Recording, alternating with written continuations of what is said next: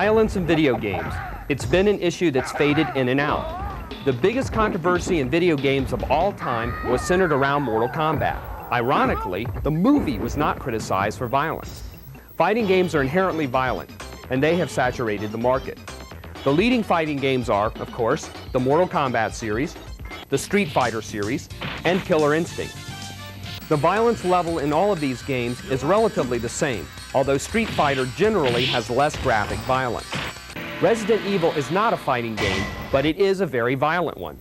You have to shoot zombies several times to kill them, and the ultra-realistic animation and sound effects don't butter this over. Savage dogs burst through windows and try to tear you to shreds. Zombies eat members of your task force. This game is violent, but it has to be. The main idea of the game is to scare you. When those dogs first jump out at you, you jump 3 feet high. If this were a movie, you'd wet your pants.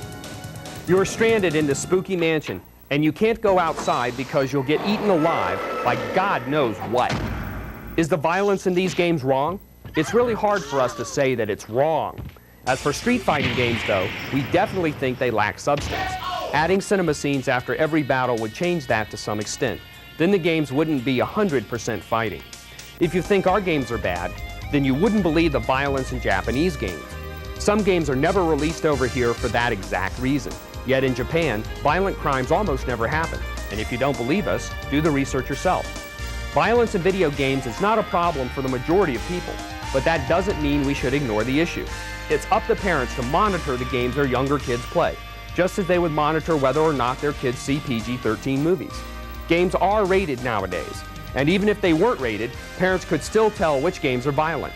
It's called looking at the back of the box, or just reading the title. Killer Instinct, Street Fighter, Mortal Kombat. Come on, folks, it couldn't be more obvious. On the bright side, the vast majority of video games are rated KA, kids to adults. So all those news stories you've heard about violent video games, they're talking about a minority, something that hasn't been addressed. To be fair, though, the sales figures of these games aren't in the minority. This argument could go back and forth forever. The point is just to be informed so you can make an informed decision. And that's one of the principles on which Flights of Fantasy was founded.